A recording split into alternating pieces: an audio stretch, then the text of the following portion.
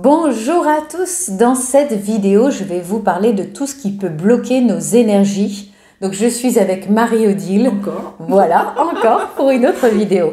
Alors on vous dit à tout de suite.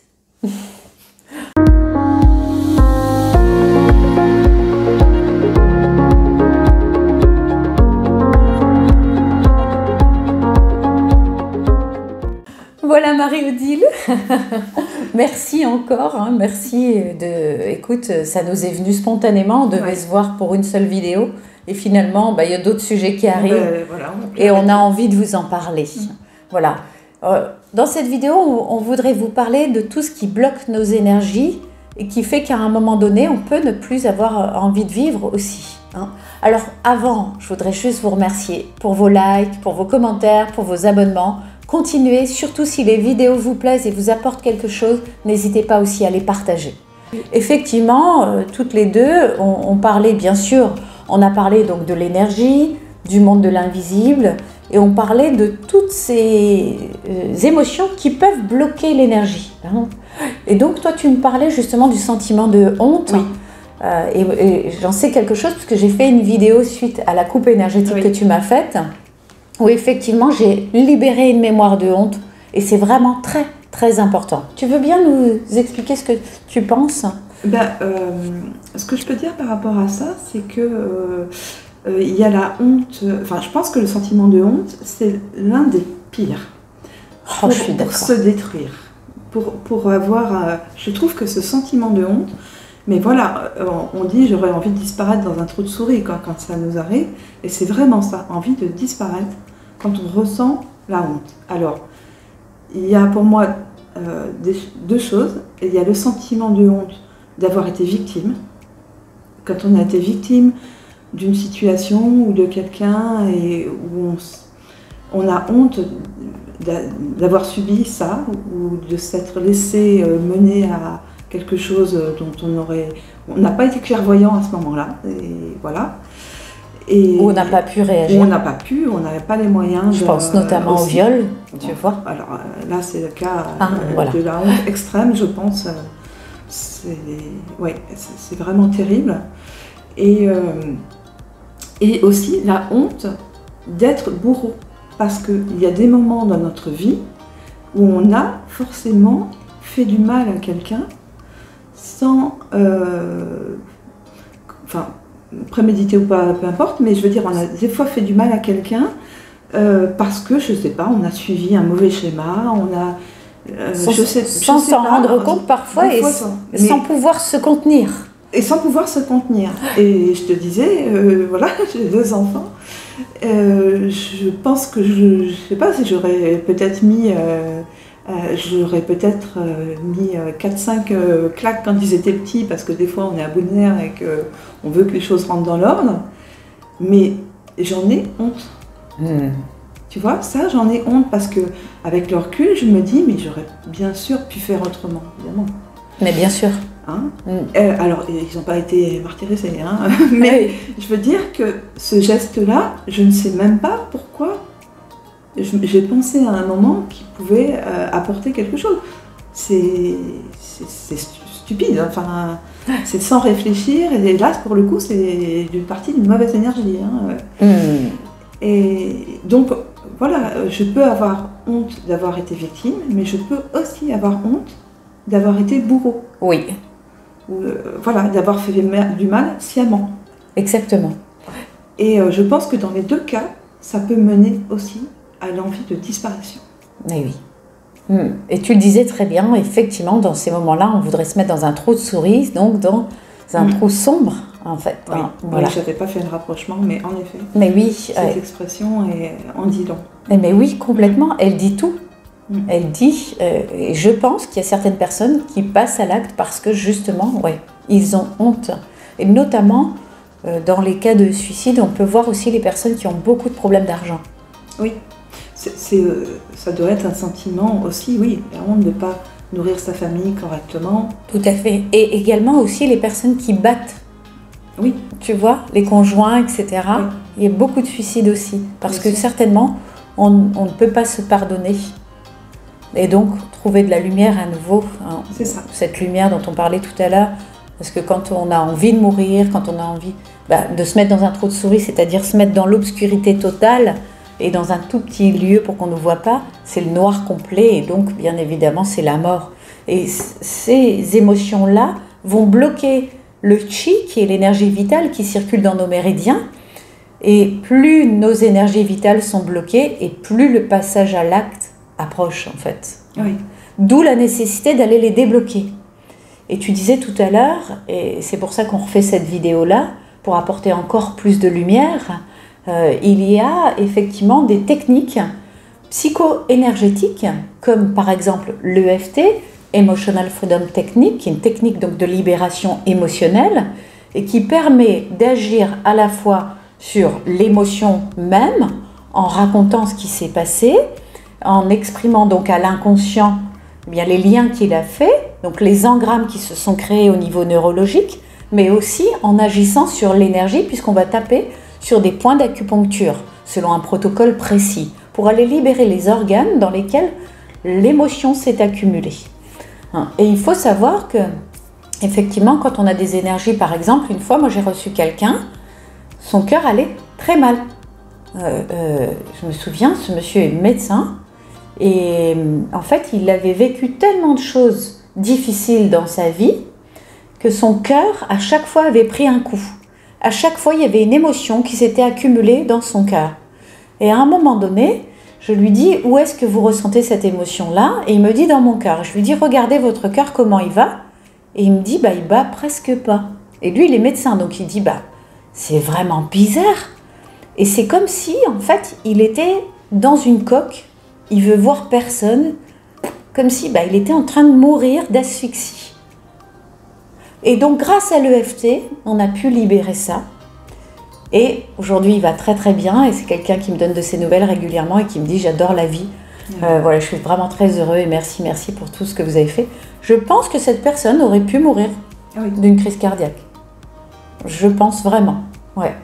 Et j'ai des personnes comme ça qui m'ont témoigné après en me disant, Nathalie, ce qu'on a fait ensemble, ça m'a sauvé la vie. Parce qu'ils ont senti qu'à un moment donné, ça recirculait en eux. C'est une technique très puissante. C'est très puissant, très. Et toutes les techniques que j'utilise sont des techniques psycho-énergétiques. Et c'est pour ça que je pense que, en fait, que si on fait que parler, tu vois, tu parles de la honte par exemple. Là. Oui. Mais si on ne va pas aller l'enlever dans ton corps, si on ne la met pas à distance, exactement, tu vois. Si la personne en parle et qu'elle ne la ressent plus à l'intérieur, c'est ok, elle a fait le boulot, entre guillemets, tu vois. Si par contre elle la ressent encore en elle, exactement, c'est encore un impact sur son énergie, il faut vraiment l'enlever.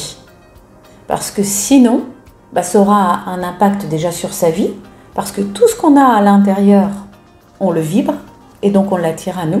Tout à fait. Et la vie, elle est faite de telle façon qu'elle nous envoie un événement qui, normalement, plutôt que de se positionner en victime et de dire pourquoi ça m'arrive à moi, on devrait se dire qu'est-ce que j'ai à apprendre de cet événement?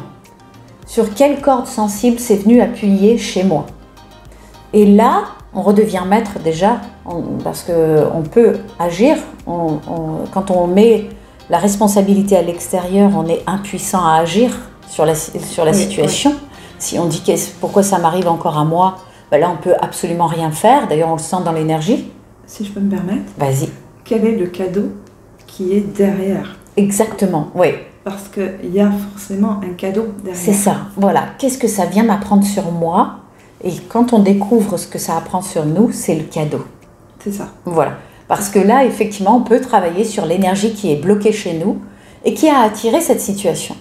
Si on ne la travaille pas, la vie, c'est pas grave. Elle va nous remettre en face d'une autre situation qui ne sera pas la même, mais qui va venir appuyer sur la même corde et qui sera encore plus dure.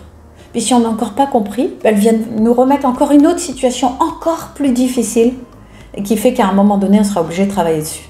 Moi, j'en ai parlé dans une vidéo comme ça sur mes relations amoureuses, où effectivement, à un moment donné, j'ai été obligée de bosser sur mes relations amoureuses, que j'ai dit là, c'est pas possible.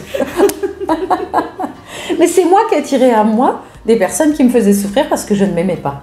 Et qui étaient le reflet qui me montrait, qui me faisait vivre tout ce que je me faisais vivre intérieurement.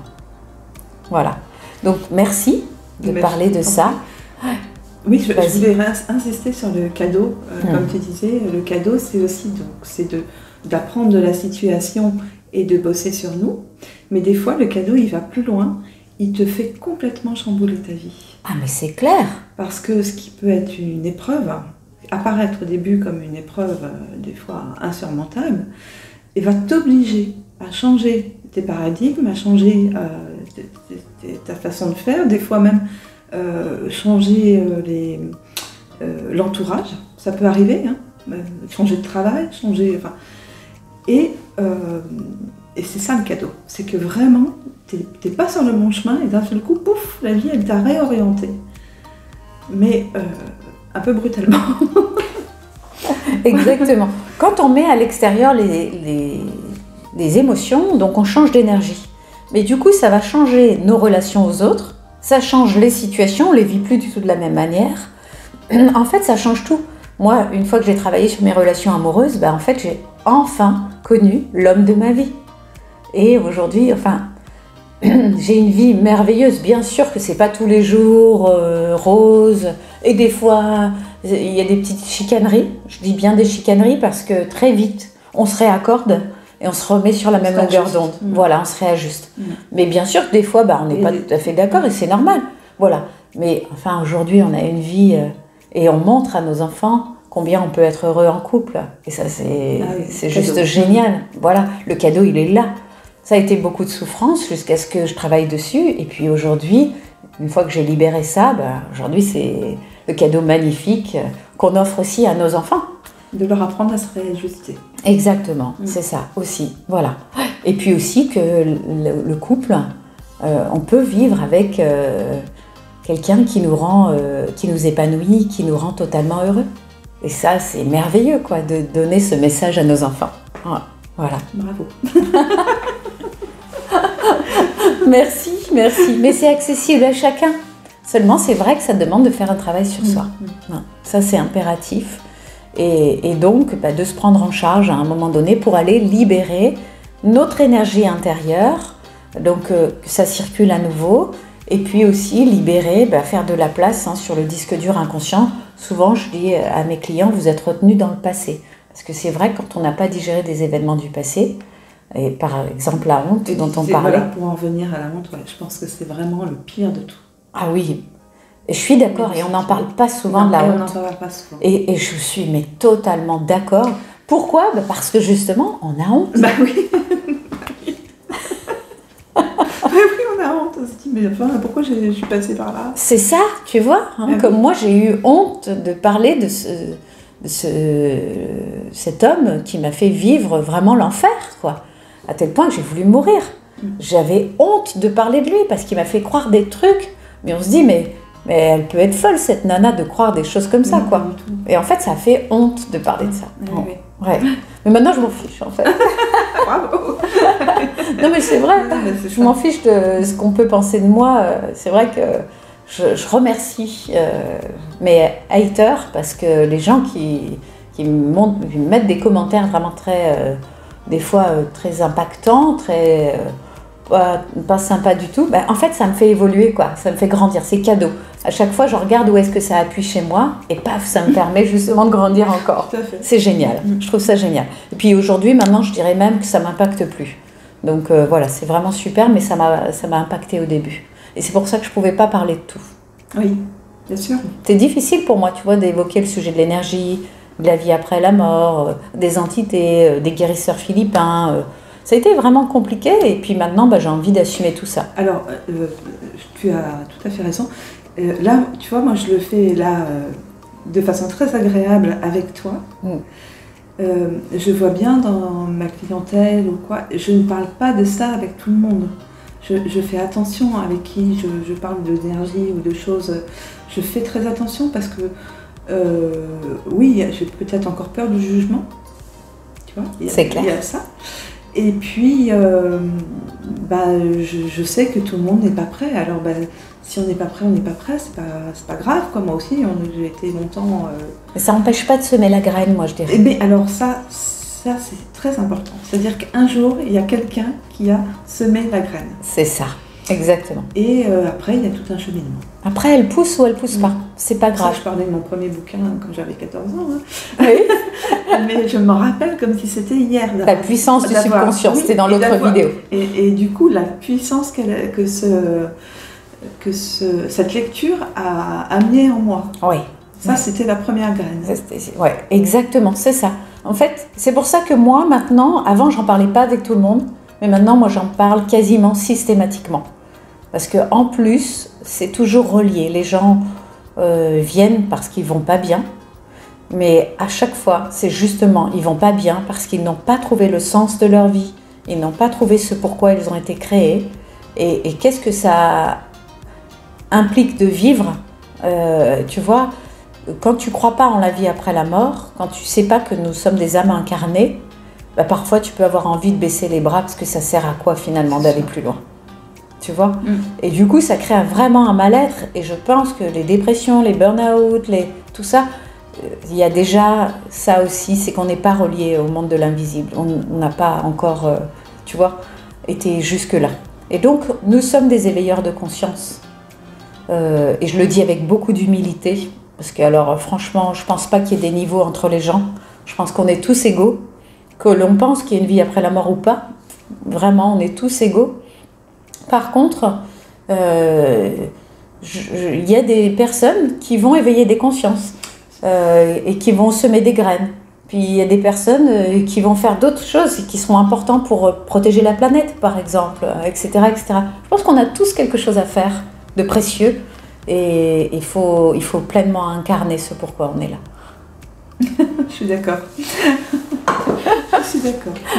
Il faut assumer. Heureusement que tu m'as parlé de ce que tu avais senti, de ce que tu avais vu pendant ma coupe énergétique, parce que ça a permis de soulever cette mémoire de honte. Et si tu savais comme ça m'a fait du bien. Et alors j'avoue que maintenant je n'hésite plus à dire ce que je ressens, voilà. Donc les gens que j'ai avec moi en coupe énergétique, soit ils entendent ce que je dis, soit voilà comme toi, parce que voilà, ça fait vraiment résonner, je veux dire, ils en font quelque chose, soit ils en font rien, et auquel cas je les laisse tranquilles. C'est ça. Mais je dis quand même ce que je vois ou ce que je sens. Tu as semé la graine. Voilà, je sème la graine. Après, voilà. Chacun fait ce qu'il veut. Exactement, voilà. Exactement. Ouais. C'est merveilleux ce que tu fais, c'est génial. Oui, j'avoue, j'adore faire ça aussi, et je pense que j'en ferai de plus en plus. Et enfin, la coiffure que je pratique aujourd'hui, j'aime mon métier, il n'y a pas de problème. Mais je sais qu'un jour ça va s'arrêter parce qu'un jour je vais être en retraite de ce métier, etc. Mais je sais que les coupes énergétiques, j'arrêterai pas. Ah oui. Ça, je sais que je garderai cette chose-là. Surtout que si on t'a relié énergétiquement à la source, et que tu sens, tu as ces perceptions, t'es obligé entre guillemets de le faire, tu vois. Mais c'est vrai, ça devient comme ça. Oui, moi je le sens, moi aussi. Je suis obligée, c'est comme si j'étais missionnée. Et ces vidéos-là, bien évidemment, ça ne me rapporte rien du tout de faire des vidéos YouTube. Pour l'instant, en tous les cas, ça ne rapporte rien. Par contre, et c'est pas pour ça que je le fais du tout, je le fais vraiment parce que je sais que ça va aider certaines personnes. Et c'est ça qui m'importe. C'est vraiment l'élan du cœur, de l'âme. Voilà, je me sens missionnée. Voilà. Et d'ailleurs, excuse-moi, c'est une petite parenthèse. Quand on fait des coupes énergétiques, on les fait avec une lame. D'accord. Et donc on touche à l'âme. Mais oui, tu vois, exactement. C'est que avec la lame. Ah oui. Tu te rappelles? Donc, je me rappelle très bien. L'âme, effectivement. Et voilà. Oui, tout à fait. Tiens, j'ai des frissons. Pour reprendre le langage des oiseaux. Exactement. D'accord, mais tu as raison de le souligner, merci. Merci pour cette précision. Eh bien voilà, j'espère que cette vidéo vous aura apporté. Si c'est le cas, n'hésitez pas, partagez-la. Merci beaucoup. Merci Nathalie. Merci Marie-Odile. Plaisir de parler avec toi. Oui, moi aussi. Ouais, un plaisir de partager tout ça avec toutes ces personnes.